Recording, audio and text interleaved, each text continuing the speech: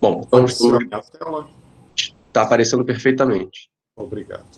Bom, Quando eu então puder. estamos gravando. Então, vou agradecer mais uma vez a presença, né, do professor Nelson Braga, da Universidade Federal do Rio de Janeiro, que vai falar um pouco da pesquisa dele para a gente hoje. Então, Nelson, por favor, a palavra é sua. Obrigado, Rodrigo. Bom, antes de mais nada, eu gostaria de agradecer muito à comissão organizadora desse nosso encontro virtual de teoria de campos e parabenizar esta comissão pela iniciativa excelente de nos reunir, né, nesse momento delicado de pandemia. Eu acho uma iniciativa que tem que ser reconhecida por algo, está sendo algo fantástico. E devo dizer também que é uma alegria muito grande para mim ver as pessoas que eu estou vendo, tantos amigos antigos, amigos mais recentes, pessoas jovens da nossa comunidade. É muito importante nós sentirmos a vitalidade que a nossa comunidade de física de partículas e teoria quântica de campos, né, no Brasil tem, mantemos o nosso entusiasmo diante de dificuldades que temos enfrentado. Nós vamos então falar de física. Eu quero contar para vocês, e vai ser de uma forma resumida, simplificada, aqueles que se interessarem por mais detalhes podem encontrar nos artigos, ou será um grande prazer também responder depois ou em contatos posteriores. Quero falar sobre modelos holográficos nos quais nós temos trabalhado, que se destinam a reproduzir propriedades de mesons vetoriais pesados em um plasma. E também quero falar sobre o uso da entropia de configuração para isso. Esses trabalhos foram feitos em colaboração com ex-alunos, Luiz Fernando, Rodrigo da Mata, com amigos professores como Roldão, que me ensinou o que eu sei de entropia de configuração, e sou muito grato a ele por isso, né? E o Alfredo Vega, que é professor da Universidade de Valparaíso do Chile. Bom, qual é a motivação para esta linha de trabalhos? Por que estudar essas coisas? A nossa motivação é descrever o processo de dissociação que mesons vetoriais pesados sofrem quando eles estão dentro de um plasma de quarks e gluons, e a seguir eu falarei mais de onde é que aparece esse tipo de plasma, por que o interesse físico de estudar isso, mas essa descrição nós fazemos usando holografia, usando o que nós chamamos de ADS-QCD. Tá? Em particular, o nosso interesse é descrever quando eu tenho mesons pesados, charmônio, botomônio. Charmônio é constituído de um par de quarks C barra, charme, anticharme, botomônio B, BB barra, desculpe, houve um erro aqui, BB barra, saiu um DD barra, é BB barra, bottom, anti-bottom. Tá? E também eu quero aproveitar para falar depois de entropia de configuração. Bom, vamos entender primeiro o que significa o próprio título da minha apresentação. O que é holografia? Holografia, de uma maneira geral, é quando você tem alguma forma de representar um sistema físico, um objeto, algo que vive em uma certa dimensão espacial, em um espaço de dimensão menor. Mas a holografia sobre a qual nós estamos falando aqui, o nosso interesse, é a holografia que aparece na correspondência DSFT, que foi descoberto, proposta pelo Maldacena em 97. O Maldacena descobriu que existe uma equivalência exata entre teorias de cordas em certos espaços de dimensão alta, elevada, número de dimensões elevado, e teorias de calibre em dimensão menor. E um caso particular, que é o que nos interessa quando estamos olhando para o nosso mundo da interação forte em 4 dimensões, 3 espaços e um tempo, é este caso particular em que a teoria de cordas vive em 10 dimensões e a teoria de calibre vive em 4 dimensões, e neste caso o espaço onde a teoria vive é um espaço anti-de Sitter, com um outro setor, que é um espaço compacto, que não é importante, não é necessário para nós. Essa descoberta do Maldacena ela foi fundamental porque ela nos traz uma forma de relacionar teorias que não são exatamente a cromodinâmica quântica, mas que são teorias de calibre não abelianas, né, que são objetos extremamente importantes para as interações fortes, por exemplo, e com teoria de cordas, em situações em que a formulação, o estudo via teoria de cordas se torna mais viável, factível, do que o estudo feito através diretamente da teoria de calibre não abeliana. Okay?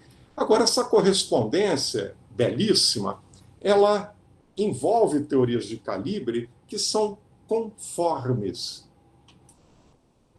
Ou seja, não existe nessa correspondência encontrada pelo Maldacena nenhum número, nenhum parâmetro, nenhuma massa ou qualquer quantidade que dependa de... Não existe nenhuma escala de energia. A partir dessa correspondência, desenvolveu-se uma série de adaptações, de modelagens, como o nosso grupo mesmo esteve envolvido, para modificar a correspondência que o Maldacena encontrou, introduzindo escalas de energia, massas, números que pudessem nos levar a uma modelagem do mundo físico que nós temos, que nós observamos, no qual existem as escalas. O nosso mundo não é invariante conforme, embora se comporte como tal aproximadamente em certos regimes. Um exemplo desse tipo de modelagem, a essa altura já um pouco antigo, já tem 18 anos, 17 anos, foi chamado modelo de parede dura, em que se faz uma modificação muito simples no espaço diante de Sitter e ele passa a... Ele nos fornece um modelo para o qual nós conseguimos massas simplesmente cortando o espaço e encontramos massas para partículas como blue balls que se aproximam muito das massas que se obtém usando teoria de calibre na rede, por exemplo, né? De uma maneira simples. Agora, esta dualidade entre teoria de cordas e teoria de calibre, ela também foi estendida, ela pode ser formulada a temperatura finita. Então, a pergunta que eu imagino que as pessoas da nossa audiência que não são familiarizadas com o assunto podem estar se perguntando é: por que eu quero estudar teorias de calibre em temperatura finita? Qual é o interesse físico disto? O interesse físico de estudar teorias de calibre em temperatura finita, um dos interesses, né, é quando você tem em aceleradores de partículas como um LHC, colisões envolvendo íons pesados, né? O LHC ele pode fazer colisão de próton com próton ou de próton com um íon, né? Chumbo, por exemplo, ou íon pesado, né? Ou um íon contra um íon. E quando você tem este tipo de colisão, e ela é razoavelmente frontal, você forma, por um tempo brevíssimo, uma forma de matéria nova, né, em que você tem quarks e gluons desconfinados. Eles não formam, por algum tempo muito curto, eles não estão contidos dentro de hadrons. Eles estão formando uma forma de matéria interessantíssima, chamada de plasma de quarks e gluons, que tem um comportamento interessantíssimo, né? Tem uma viscosidade baixa por causa de um acoplamento forte, enfim, propriedades muito interessantes, né, que são estudadas por outros grupos. Não é o caso do nosso grupo, nós queremos estudar mais os mesons, mas muitos grupos, e vamos ter seminário aqui, por exemplo, do Jorge Noronha, né, que é uma pessoa que trabalha muito com propriedades do plasma. Mas o importante, então, é que você tem essa formação em colisões de íons, como tem em outras situações, em estrelas, enfim, certos tipos de estrelas, mas dessa forma de matéria.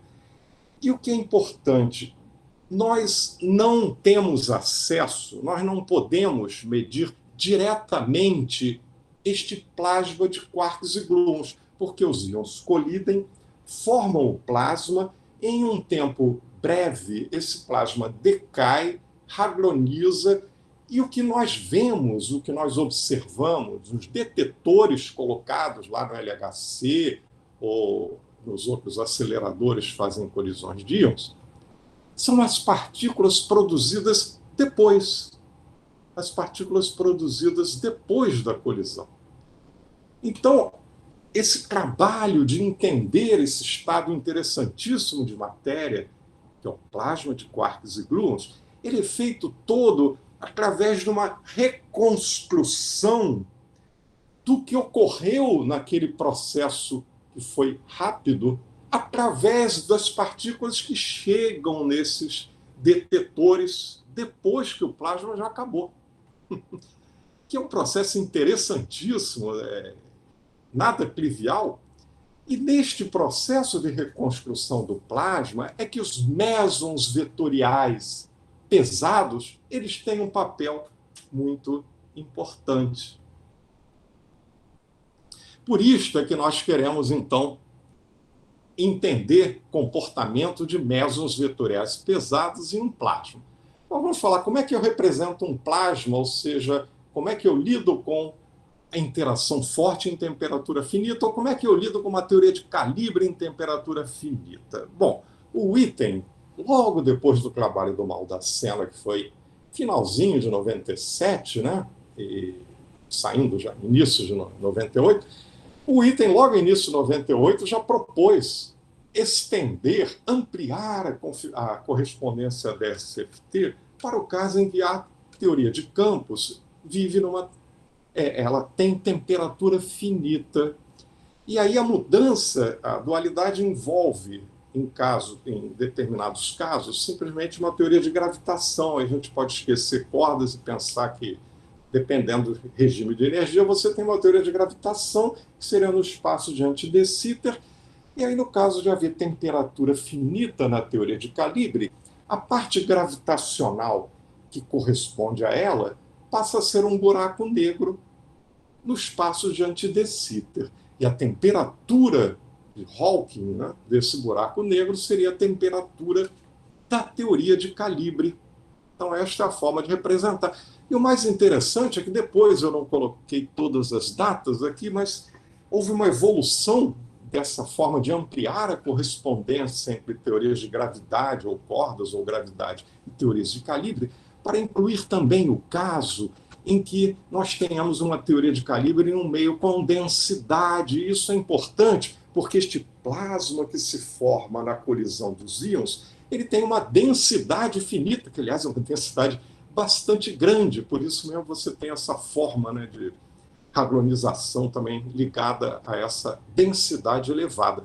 E a gente faz isso relacionando uma carga de um buraco negro com uma densidade do meio. Né? Existe uma forma de se fazer isso. E também é possível nós representarmos uma situação em que a gente tem um plasma com um campo magnético. E por que eu quero botar campo magnético num plasma? Deixa eu voltar nessa figurinha dos íons colidindo.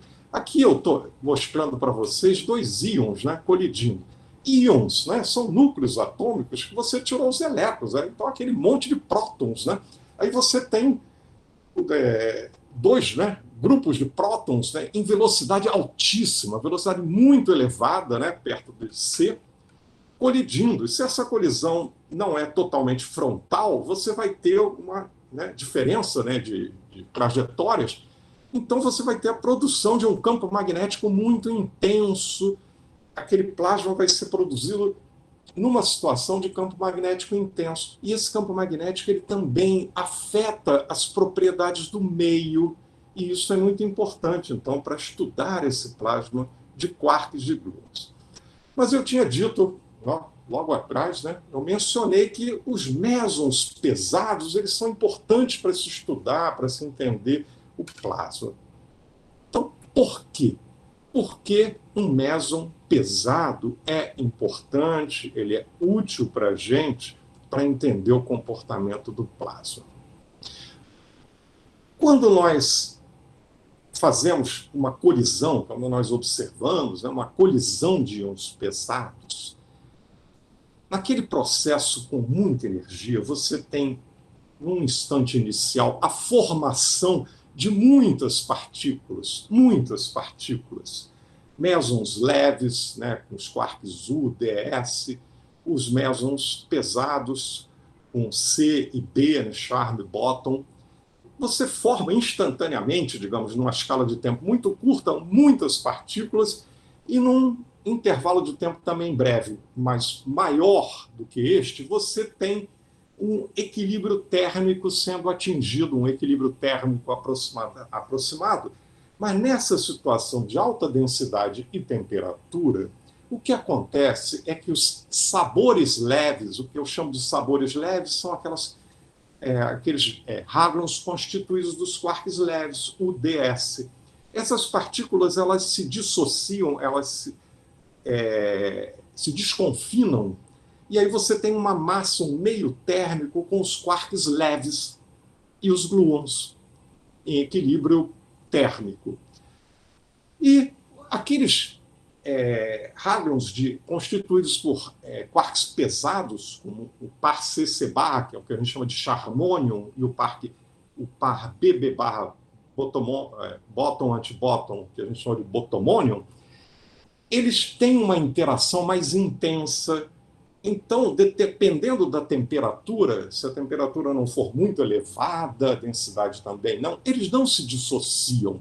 Então, você pode ter, e em geral tem, a formação de um plasma no qual, entre aquela matéria que foi formada na colisão, uma parte dela, que são esta parte da matéria formada por quarks leves, ela se dissocia, mistura e forma aquele meio desconfinado. E alguns desses mesons pesados, como o charmônio e botomônio, eles estão ali. Só que aí, dependendo da temperatura, da densidade do campo magnético, eles também podem se dissociar, mas o grau, a intensidade do processo de dissociação deles vai depender da temperatura atingida, da densidade. Com isto, como eu disse para vocês, a gente não vê, eu não posso botar um termômetro no plasma, um medidor de densidade. Eu vejo no sentido de observação física, claro, nos detetores, o que sai do processo. Então, o que eu posso ver é, por exemplo, a proporção de quarcônions observados de estado CC barra, BB barra. E comparar, por exemplo, numa colisão próton-próton, onde, em princípio, não haveria a formação de um plasma, embora isso seja um assunto ainda de muita discussão, enfim. Mas eu posso comparar colisões diferentes e analisar a proporção de mesons pesados produzidos. E aí esses mesons pesados, a proporção deles pode servir como se fosse um termômetro para a gente. Se você vê que tem pouco meson pesado, é porque a temperatura atingida foi mais alta, ou porque a densidade foi mais alta. Este, então, é o interesse por trás de nós entendermos qual o comportamento, qual é a forma de dissociação do meson pesado quando o plasma é formado, como ela varia com a temperatura, com a densidade, com campos, porque nós podemos aí reverter, né, essa análise e dizer, se eu observei uma quantidade menor de mesons, é porque a temperatura, ou a densidade, ou o campo magnético foram mais intensos. Bom, mais uma explicação sobre isso, talvez, porque é importante observar que quando há essa formação do meio, você forma esses estados CC barra, BB barra. Depois que eles dissociam, quando ocorre o processo de hadronização de novo, a tendência deles é não se reagruparem da mesma forma, como CC barra, e sim, já que eles são rodeados por uma massa de quarks leves, então o estado final não seria esse. Então, ou seja, a observação de mesons pesados, ela é uma forma de ver uma assinatura, um rastro, um indício de formação de um plasma, e mais do que isso, de uma forma de poder observar indiretamente as características físicas de um plasma, temperatura, densidade, campo magnético, quem sabe um dia até momento angular também, já que o plasma é formado com momento angular, isso é um objeto ainda que se começa a estudar. Okay? Agora, como é que representamos mesons pesados usando um modelo holográfico? Tá? E como é que esses modelos devem ser construídos? Modelos holográficos, eu não vou ficar falando aqui dos modelos todos holográficos que existem, porque são muitos, é uma história já antiga. Mas a maior parte dos modelos, chamados modelos ADS-QCD, são modelos que visam calcular, por exemplo, massas de partículas. Tá? E nós, nesse estudo de comportamento de mesons pesados em meios térmicos, em um plasma, né, como que eu acabei de descrever para vocês, nós acabamos aprendendo que nós precisamos modelar muito bem também o que nós chamamos de constantes de decaimento. E eu vou, a seguir, dizer por quê e dizer o que é a tal da constante de decaimento. Mas, antes disso, só uma observação que eu acho que é mais simples sobre massas de mesons pesados. A observação é a seguinte. Quando você tem hadrons constituídos de quarks leves, como o próprio próton, né? Próton, nêutron, eles têm quark U, ds. Se você olhar para a massa do próton, procura lá no PDG, o GeV e tal, e olhar para a massa do quark U, ds, você vai dizer, bom, a massa do próton não vem dos quarks, né? Porque o quark é levinho, ele tem uma massa desprezível perto da massa do próton. A massa do próton vem da interação forte. Tá? E isso acontece também com mesons leves, como o Rho-meson, enfim, mesons constituídos de quark e UDS. A massa deles, apesar de todo mundo dizer que massa vem de bóson de Higgs, quem vem do bóson de Higgs é a massa do quark. Mas para os hadrons, né, a massa tem uma forte componente que vem da própria interação forte, que a gente chama de tensão da corda. Existe um parâmetro da QCD, né? Só você olhar lá no PDG qual é a massa dos quarks que constituem um próton e um nêutron, e vai olhar a massa do próton e vai ver que isso não é daqueles quarks que a massa do próton vem. Vem da interação fortíssima entre eles. Ok. Para hadrons leves, então, isto acontece. A massa está relacionada com uma coisa que é a interação forte. A massa do quark U, ds, você pode jogar fora, dependendo da modelagem que você faça, e então a maior parte das modelagens que se faz para massas de hadrons que têm quark leve, você ignora a massa do quark, para quarks leves. Já quando eu olho para botomônio e charmônio, a massa do botomônio, do bottom quark, do charm quark, eles são enormes, né? GeVs. Então, você não pode jogá-las fora. Então, para a própria questão de determinação de massa, para um hadron feito de quarks pesados, é essencial levar em conta dois parâmetros. Um que apareceria num hadron de quark leve, que é a interação forte, a tensão da corda, a escala da QCD.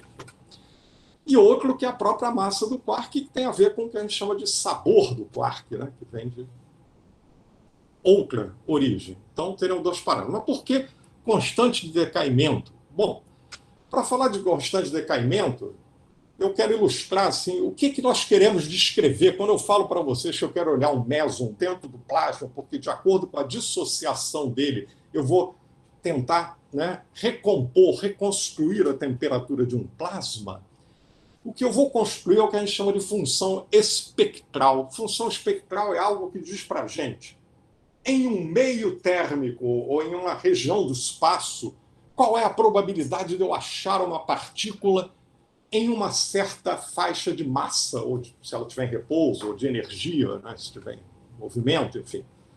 Funções espectrais são coisas desse tipo. Coloquei aqui para ilustrar uma função espectral do botomônio. O que quer dizer isso daqui? Isso quer dizer para a gente, isso aqui no eixo horizontal é a massa. Estou pensando no botomônio em repouso. E isto aqui é uma quantidade que mede a amplitude, a probabilidade de eu encontrar uma partícula no meio com uma massa dada por isso. Aqui eu encontro um pico, essa linha azul vertical é um pico muito agudo que diz, bom, eu tenho uma probabilidade grande de encontrar o meson aqui, porque aqui é a massa do primeiro estado de um meson. Tem uma probabilidade de encontrar aqui, porque aqui é o segundo estado do meson, tem uma probabilidade de encontrar aqui, porque é o terceiro estado do meson. Mas quando eu tenho uma temperatura finita, esses picos, eles têm uma certa largura, né? E aí, se eu vou aumentando a temperatura, e a largura vai aumentando, os picos para frente vão sumindo, eles vão mudando um pouco a posição e os picos vão desaparecendo. Isto que eu acabei de mostrar é o que a gente chama de dissociação térmica.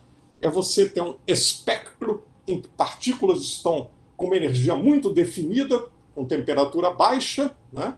E vão ficando com uma determinação mais larga ou, né, ficando dissociadas no meio. Dissociação é desaparecimento de um pico da função espectral, que quer dizer que a partícula dissociou termicamente no meio, no plasma. Ok. Agora, se a gente andar na direção contrária, que eu fui aumentando a temperatura, se eu for diminuindo a temperatura, a tendência é eu ter picos que são deltas de Dirac. Estou pensando só nos primeiros estados e tal. E aí o que acontece? No limite de temperatura zero, você cairia numa teoria de campo convencional, em que se você tem estados com diferentes massas, a função de dois pontos desses estados é algo assim que pode ser escrito. De onde vem essa função de correlação? É o produto de duas correntes, né? Produto de dois operadores, aí você tem uma decomposição da função de dois pontos, que tem aqui, como a gente sabe, teoria quântica de campo, você tem polo onde o propagador, você está calculando o propagador em cima da massa, né? Então tem esse polo, você regulariza com o I epsilon, aí tirando a parte imaginária desse objeto regularizado, né, um propagador regularizado com a prescrição I epsilon, você acha que a parte imaginária vai dar exatamente uma delta de Dirac, que é o que daria nesses gráficos que eu acabei de mostrar aqui, se eu vou voltando e esse pico vai ficando muito agudo, e aí tende a delta de Dirac.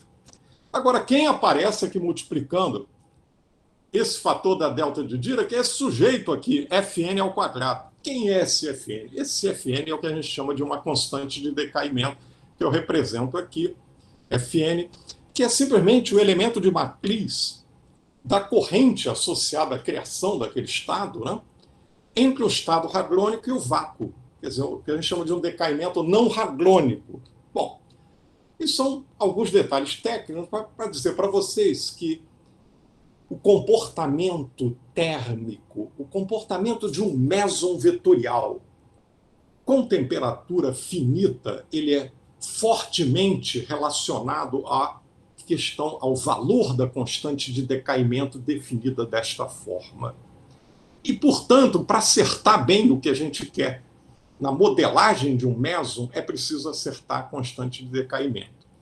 E o que acontece, né, é que essas constantes de decaimento, para o Charmony e para o Bottomone, eu plotei aqui, eu coloquei nessa tabela, se você olhar, o primeiro estado de Charmony tem uma constante de decaimento 400, o segundo 290, outro 180, está diminuindo, né?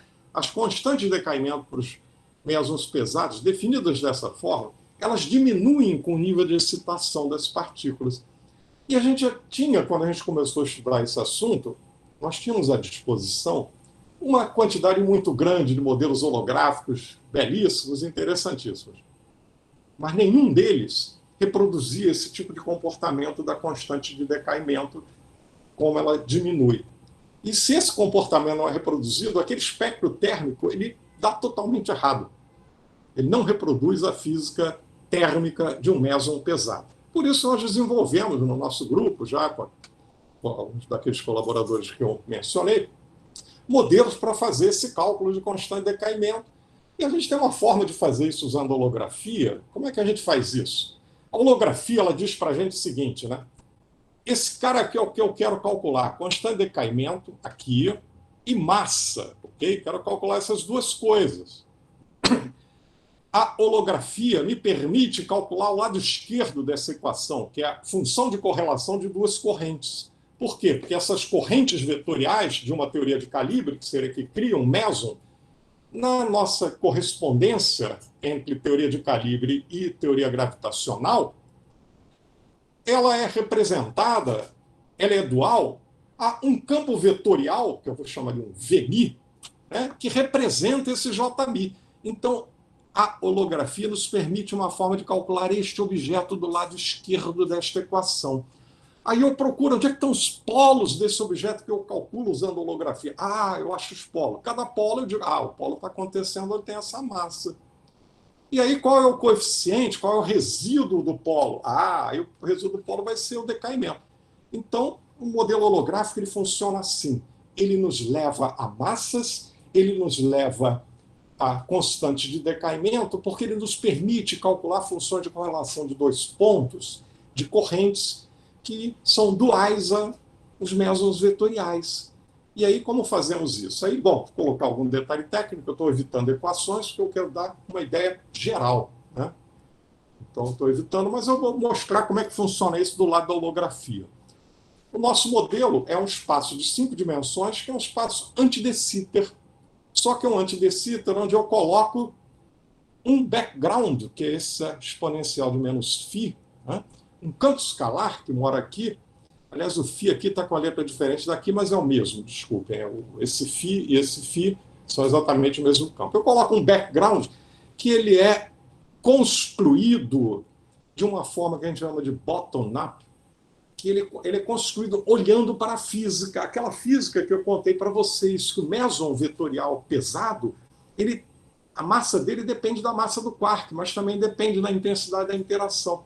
E também levando em conta que eu vou ter que descrever o decaimento, esse decaimento não hadrônico que aparece, que é descrito por aquela constante de decaimento, que eu disse para vocês que é importante, ele representa o decaimento de um meson pesado em partículas que são leptons. Um meson pesado ele tem várias formas de decair, mas uma das formas é ele decair em pares, é mais, é menos, mi mais, mi menos, que não são hadrons. Então, é uma interação não hadrônica. E essa forma de decaimento envolve uma variação de energia muito grande, por isso o nosso modelo tem 3 parâmetros, um relacionado à interação forte, a escala de intensidade da interação,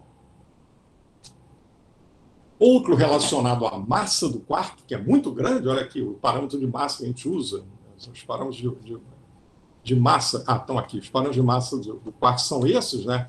Que a massa do quark-charme é da ordem de 1, enfim. Não são exatamente as massas, mas são os parâmetros que ajustam melhor o quadro de massas. Com isso, a gente obtém uma reprodução boa das constantes de decaimento, não tão boa das massas, né? Acertar esses parâmetros com o modelo simples não é trivial, mas uma reprodução muito boa, né? Com erro. Aqui eu coloquei os valores de decaimento que nós obtemos, e aqui parentes os valores de decaimento vindos lá do PDG, daquela tabela de dados, Particle Data Group, né, onde você tem, que aliás para meson pesado a gente tem uma precisão enorme de dados, né? Pois bem, para colocar temperatura finita, a gente só modifica, como eu mencionei antes, em vez de usar espaços de anti-de Sitter, a gente bota uma métrica tipo ADS Schwarzschild, né, que é um fator aqui. Bom, na verdade a gente coloca também um buraco negro com carga para poder botar densidade, para botar campo magnético a gente bota um background, uma métrica que não é mais simétrica nas coordenadas transversais, porque o campo magnético tem uma direção. Enfim, modificando o espaço que você tem, você consegue reproduzir físicas diferentes.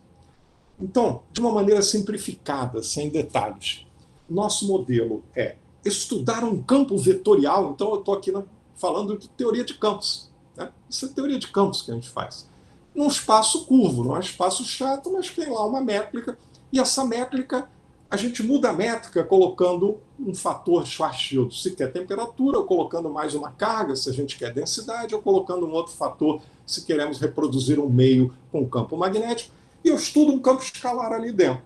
E aí o resto são os detalhes técnicos de que condição de contorno usar para reproduzir cada física, etc. e tal. Bom, e o resultado que nós obtemos é desse tipo. Aqui em cima eu mostro uma função espectral por charmônio em temperaturas diferentes. Nessa cor azul, esse pico aqui agudo, é o charmônio a 150 MeV, no meio térmico, que ainda está abaixo da temperatura seria de dissociação dele, embora, bom, tem uns detalhes aí sobre se o plasma estaria formado ali ou não, mas enfim, seria algo assim. Depois, nessa cor laranja aqui, é um pico que ele é mais largo e menor, altura menor e mais largura. Isso significa o seguinte, que aumentando a temperatura, então essa cor laranja Clesanthus MeV, o charmônio ele vai se dissociando no meio, é isso que a gente consegue dessa modelagem, descobrir a dissociação térmica desses estados, né, no meio. E aí, com isso, a gente acha uma maneira de descobrir, de acordo com o grau de dissociação, com qual é a proporção de charmônio, e a mesma coisa vale aqui embaixo do rotomônio, né, que chega no detetor, sabendo isso, eu posso olhar para trás e ver, bom, se a proporção diminuiu de tanto, é porque eu tive um grau de dissociação de tanto, então a temperatura deve ser... Né? A ideia nossa é essa. E para o botomônio ele tem uma massa maior, tem uma interação maior, tem uma estabilidade maior. Então, hoje em dia, até se pensa que ele é um indicador melhor de plasma, porque o charmônio ele dissocia muito rapidamente. O botomônio sobrevive mais, inclusive aqui nesse gráfico aparece o primeiro estado, o segundo, o terceiro. E aí ele consegue, digamos, medir melhor, né? Nos trazer mais informações sobre o que aconteceu no plasma. Aqui eu já tenho um efeito... Tá. Bom, também é só mais um gráfico de charmônio, deixa para lá. Aqui sim, eu estou mostrando agora um efeito, funções espectrais, todas feitas com uma mesma temperatura, o charmônio com 200 MeV, variando a densidade. A densidade eu vario simplesmente botando lá um buraco negro que tem carga. A carga está relacionada com a densidade.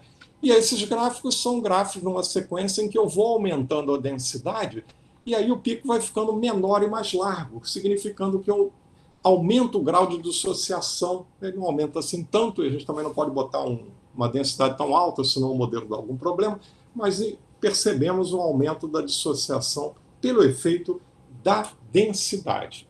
Aqui tem outro gráfico semelhante para o botomônio. Esses picos coloridos, deixa eu ajudar então a enxergar aqui. Aqui eu tenho 4 picos. Tem um azul que vai até aqui em cima, que representa, todos eles estão na temperatura de 300 MeV.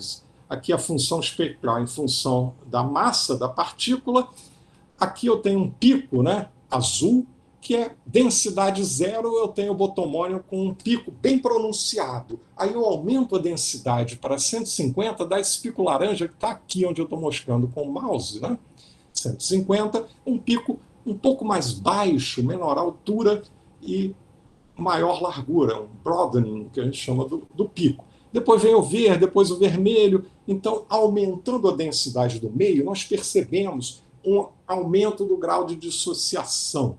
Né? É claro que há uma discussão não trivial sobre qual a relação exatamente entre a altura do pico e a quantidade, a proporção de mesons que vão ser dissociados, enfim, dependeria de outros fatores, mas, enfim, é um caminho bastante interessante, mas isso é um forte indicador de dissociação que a gente relaciona muito claramente com densidade e com temperatura. Aí, o outro efeito, né, eu estou juntando aqui coisas de vários artigos para dar uma ideia do tipo de coisa que a gente faz. O outro efeito que a gente consegue medir, né, nesses trabalhos, né, o nosso grupo tem conseguido fazer, é olhar o efeito de um campo magnético. Então, nesses gráficos, eu estou mostrando funções espectrais do botomônio. E o botomônio todo sempre na temperatura de 300 MeV, com campo magnético crescente. Aqui tem um campo, aqui tem um maior, aqui não tem campo, aqui é um campo, aqui é um maior, aqui maior ainda. E eu observo também uma dissociação provocada pela presença de um campo magnético.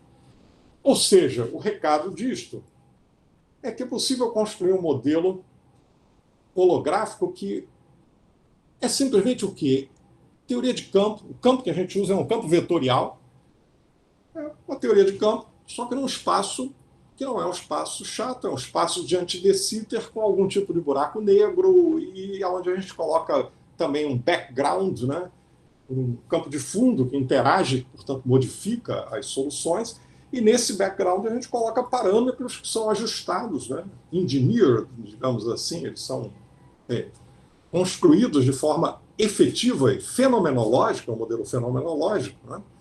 Para introduzir os parâmetros na teoria, mas isso gera uma ferramenta poderosa, porque aí nós podemos variar a temperatura, campo magnético, densidade, e analisar tudo isso de uma forma bastante interessante, né? Também tem aqui, bom, são mais ou menos um tipo de coisa. É uma observação importante, né, que a gente usa o efeito de campo magnético sobre meio, né? Tem um trabalho muito interessante do David Dudahl e colaborador, o colaboradores, acho que tem outros, que também analisa efeito de campo magnético diretamente sobre o meso, um trabalho super interessante, a gente também pretende olhar para esse tipo de coisa. Agora eu queria comentar sobre a entropia de configuração. Bom, esse tipo de discussão que nós tivemos agora, isso que eu apresentei para vocês, é uma análise de um processo em que eu estou interessado em olhar para a dissociação de uma partícula no meio. Né? Eu estou olhando o méson, está lá no meio, e eu estou vendo que o méson vai dissociar, quer dizer, ele vai desaparecer, né? Uma parte, digamos, tem uma certa probabilidade, alguns desses mésons vão desaparecer porque vão dissociar no meio, vai separar o CC barra, o BB barra, e vai entrar um monte de quark leve no meio, na hora que recombinar, eles vão sumir. Isso a gente pode ver, esse tipo de processo de dissociação térmica, como sendo uma forma de instabilidade. Né? Se o méson não tivesse no meio térmico, ele não ia ter essa instabilidade. Ele tem outras, porque o méson fora do meio térmico ele decai, né? De outras formas. Mas isso estou falando de dissociação térmica. Então, a dissociação térmica, o méson dissolver, a gente não gosta de falar dissolver sem dissociar, mas dissolver, digamos assim, no meio, é uma instabilidade. Podemos pensar isso. Ele vai sumir, ele ficou instável. Então, quanto mais temperatura, mais instável. E nós temos uma grandeza fantástica, né? Que hoje em dia está sendo usada de forma ampla em um monte de coisas. Né? Meu primeiro contato com isso foi pelo Rodão da Rocha, a quem sou muito grato por ter introduzido esse assunto muito interessante, que foi desenvolvido pelo Glaser e colaboradores, né? Que é uma forma de caracterizar a estabilidade de sistemas físicos inspirado na teoria da informação de Shannon. Né? A informação de Shannon é definida como uma coisa assim, que você tem eventos que têm uma probabilidade, né, de PN para acontecer, né, de oferecer um certo resultado, né? E essa quantidade, que apesar do sinal menos ela é positiva, ela é sempre positiva, né? Inspirado nisso, o Glaser, Stamopoulos, outros colaboradores, descobriram uma maneira de definir uma quantidade que é chamada de fração modal, né, que faz um papel equivalente a essa probabilidade, né, e que geralmente é definida assim como sendo uma densidade, que geralmente a gente pega a densidade de energia de um sistema, a forma como a energia é distribuída num sistema, que deve ser um sistema localizado, né, para essa integral ser normalizável, um sistema localizado espacialmente. A gente define a transformada de Fourier por uma densidade de energia, define uma fração modal, que fica normalizada aqui nessa probabilidade. E aí definimos essa entropia de configuração de forma análoga. Existe uma outra forma que também algumas pessoas preferem usar, chamada de Differential Configuration Entropy. Em vez de dividir pela normalização, você divide pelo valor máximo para não encontrar sinal negativo, mas eu não vou mencionar isso. Né? E aí essa quantidade que a gente calcula dessa forma simples, isso tem sido testado para uma diversidade de sistemas. Tem várias pessoas aqui, né, que eu vi aqui na audiência, que têm feito trabalhos interessantíssimos sobre isso, nas aplicações mais diversas da física, em que esta quantidade caracteriza a estabilidade. Quanto maior o seu valor, menos estável ou menos abundante, né, seria um sistema, um estado físico de um certo sistema. O sistema pode ter vários estados. Aqueles que tiverem entropia de configuração maior serão menos estáveis. E aí, bom, o problema que a gente enfrentou de fazer esse negócio para o nosso caso foi simplesmente de ver como é que eu calculo o que seria a densidade de energia. Eu tenho que calcular o tensor de energia-momento para a nossa solução de campo que representa um méson pesado, e aí eu tenho que lidar com uma coisa que se chama modo quase normal, porque o estado físico, ou quase estado, né, porque em temperatura finita a gente fala de quase estado e não de estado, eles são soluções correspondentes a frequências complexas, coisas que a gente estudou naquele artigo, mas são coisas técnicas que eu não quero entrar no detalhe, eu acho que não ia ser bom. E aí essas soluções chamadas de modos quase normais, que nós já tínhamos estudado, são aquelas soluções que representam os estados. Aí, baseado nisso, a gente foi calcular a entropia de configuração, por exemplo, como função de temperatura, para o Charmônio. E o resultado que a gente obteve foi algo desse tipo, simples, que a entropia de configuração, isso aqui é a entropia de configuração, e isto aqui é a temperatura, ou T sobre T crítico. E aí, aumentando a temperatura, a entropia de configuração aumenta. aumentar a temperatura de configuração em todos os outros inúmeros exemplos interessantíssimos da literatura. Aumento de entropia de configuração é aumento de instabilidade, diminuição da estabilidade. E, pelo que a gente viu antes, justamente, aumento de temperatura é aumento da dissociação. E dissociação é uma forma de instabilidade. Então, a gente tem feito esse tipo de coisa, né? Estudado também nessa outra forma de definir entropia de configuração, efeito da densidade, aumentando a densidade, a entropia de configuração também aumenta, então também indica a dissociação como uma forma de instabilidade. Olhamos também efeito de campo magnético aqui, aumentando o campo magnético, que é o eixo horizontal, a entropia de configuração, que é o eixo vertical, vai crescendo, ou seja, toda essa análise de instabilidade que se obtém por esses modelos holográficos, ela também é reproduzida pela análise da entropia de configuração. Tem essa grandeza interessante que está surgindo, que agora o Gleiser está chamando de entropia de complexidade, né? Que é uma coisa fascinante, aí, um objeto de estudo que muitas pessoas têm feito coisas interessantíssimas. Bom, e este era o meu recado. Então, enfim, conclusão é que é possível modelar a dissociação de estados de mesons vetoriais pesados, como chamam de quarkônio no plasma, com função de temperatura, densidade, campo magnético. E a entropia de configuração, nesse contexto que é tão diferente de outros contextos que a gente está vendo aí, de trabalhos interessantíssimos da literatura, é tão diferente e funciona do mesmo jeito. Quanto maior a entropia de configuração, maior o grau de dissociação. E grau de dissociação é uma instabilidade. A partícula, né, sumiu no meio, né, digamos assim, ou tem uma probabilidade de que isso aconteça. Bom, e para não me estender muito, eu vou ficando por aqui, agradecendo muito aos organizadores, a toda a audiência, enfim, muito obrigado pela oportunidade de apresentar esse trabalho.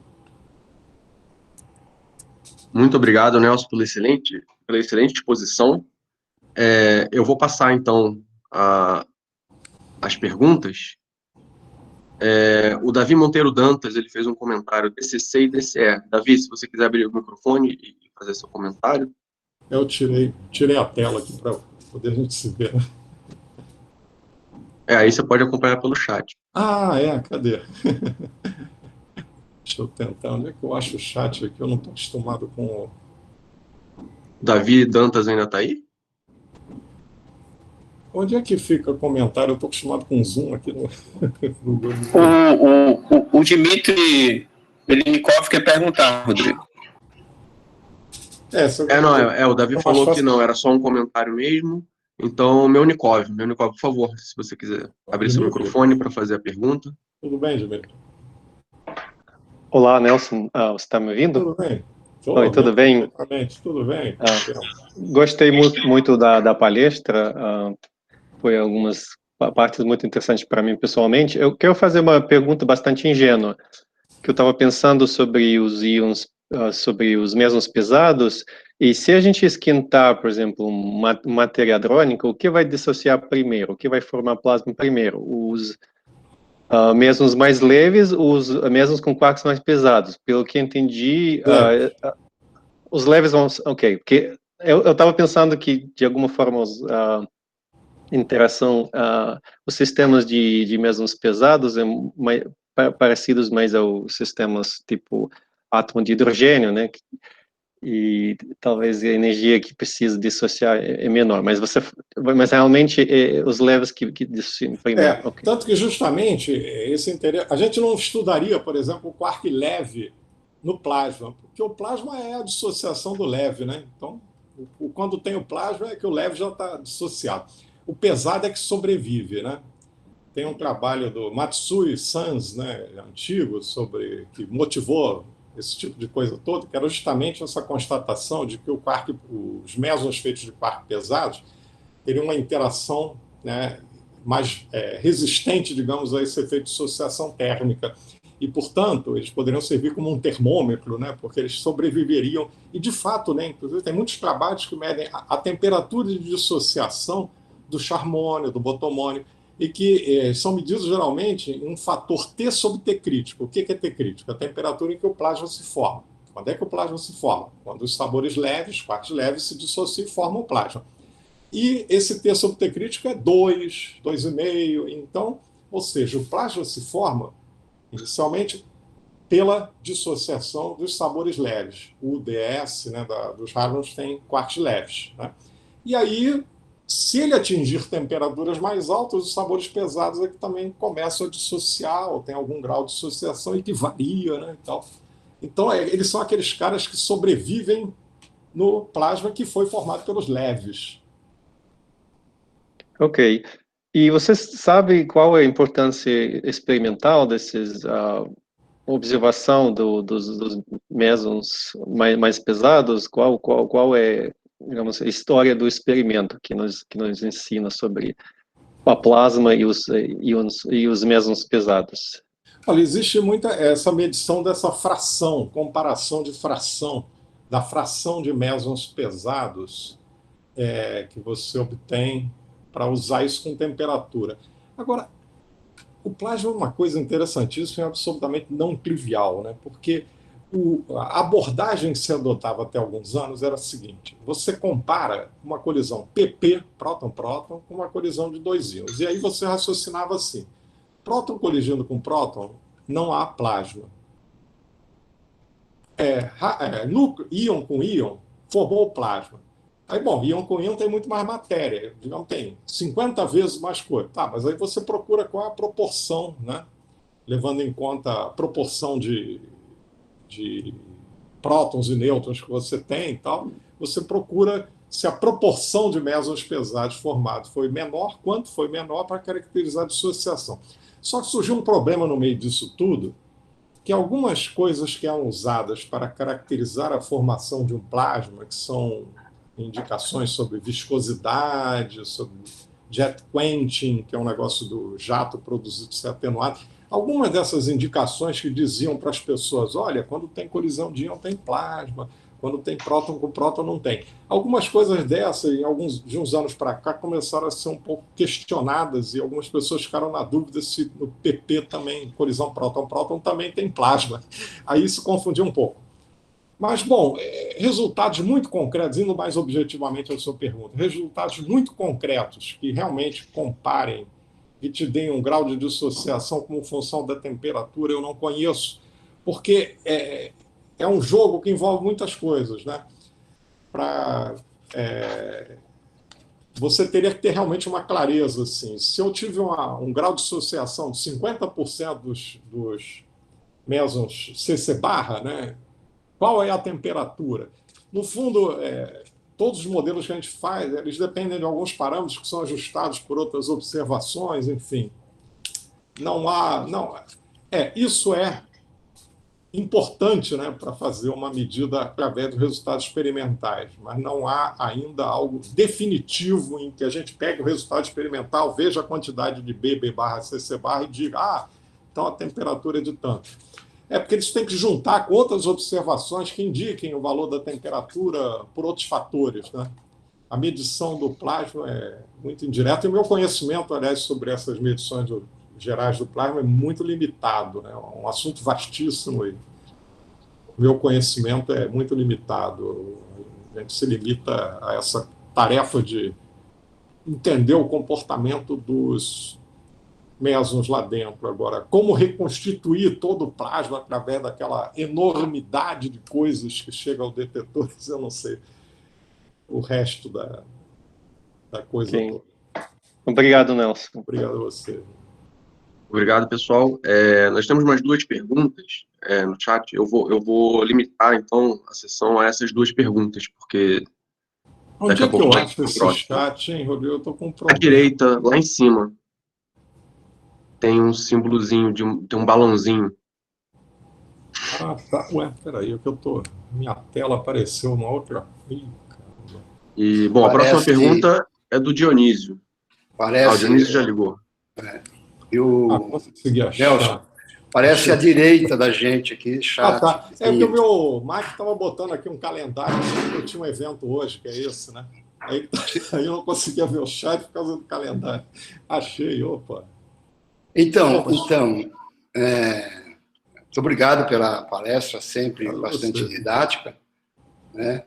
Eu teria várias perguntas, mas eu vou talvez limitar a duas. Eu entendi na tua descrição que o uso do buraco negro, você vê se eu não estou errado, ele é necessário por 2 motivos.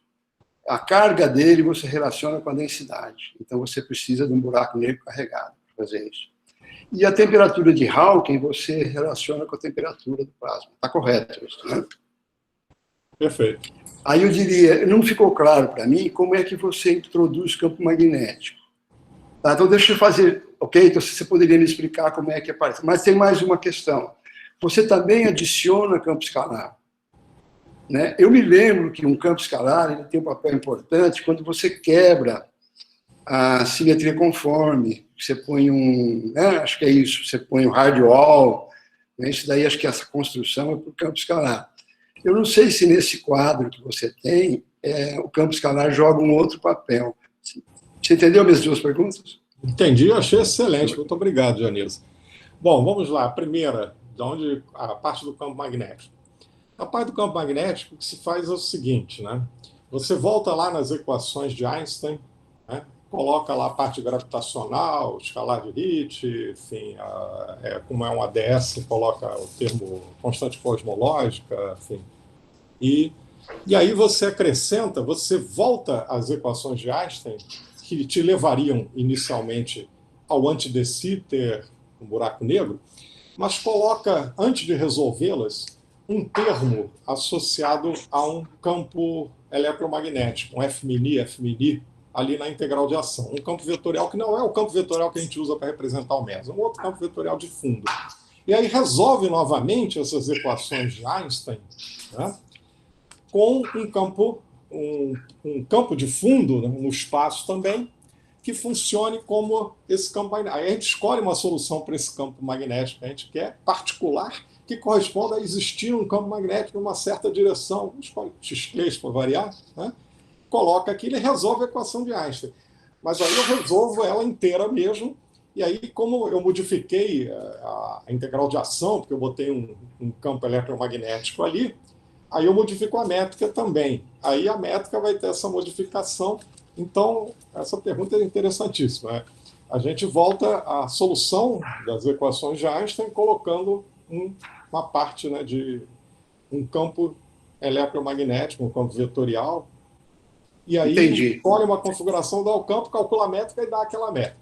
Essa é a parte, digamos, mais que não é fenomenológica, no sentido um pouco mais fundamental. Agora, outra parte que você perguntou do campo escalar.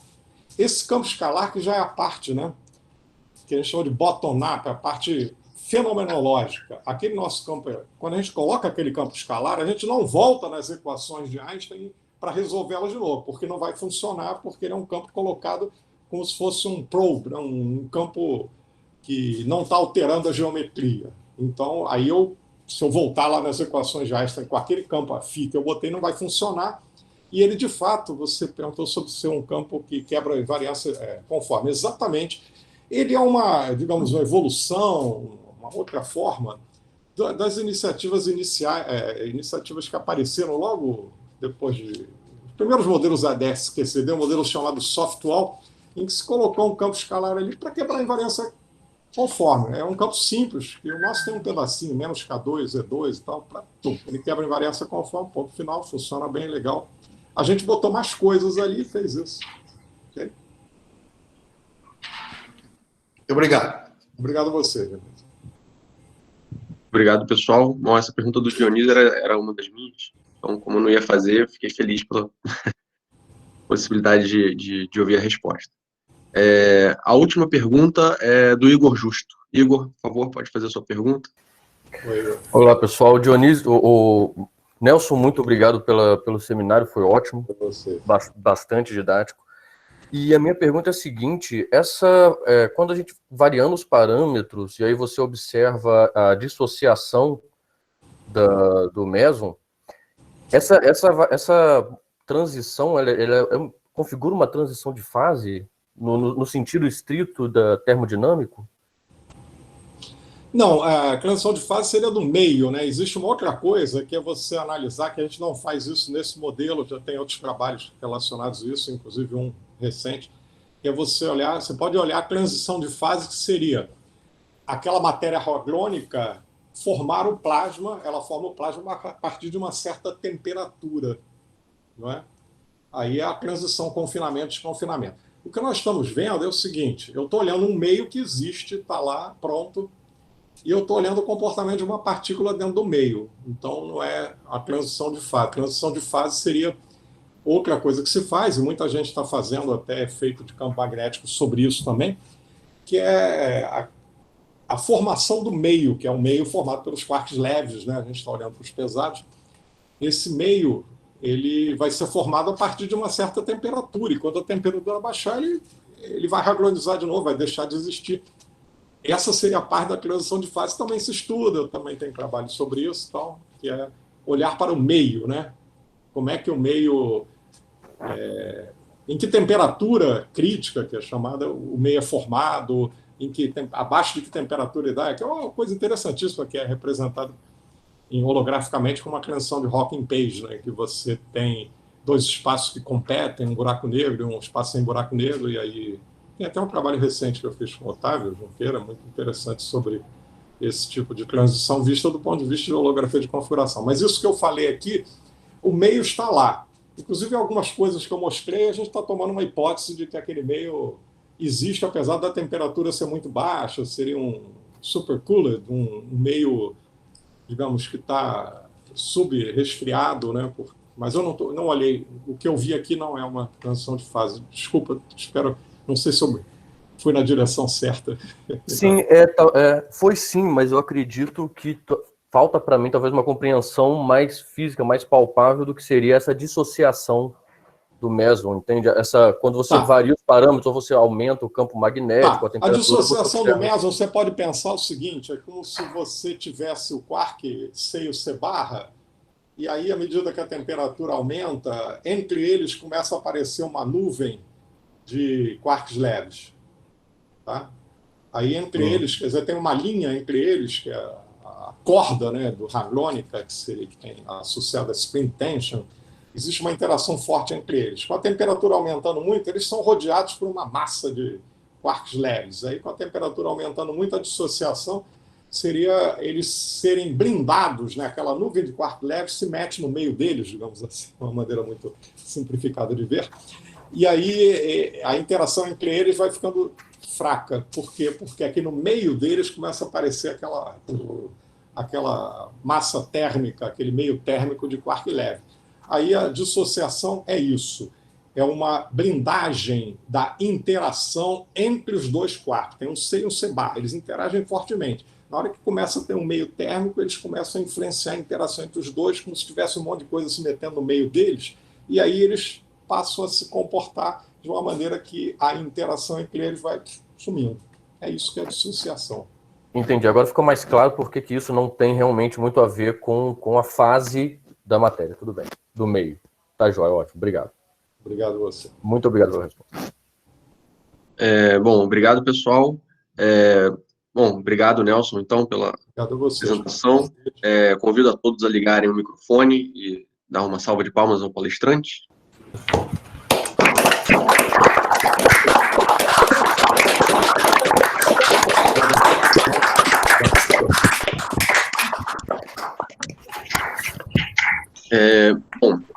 O próximo palestrante agora, então, é o professor Rodolfo Casana.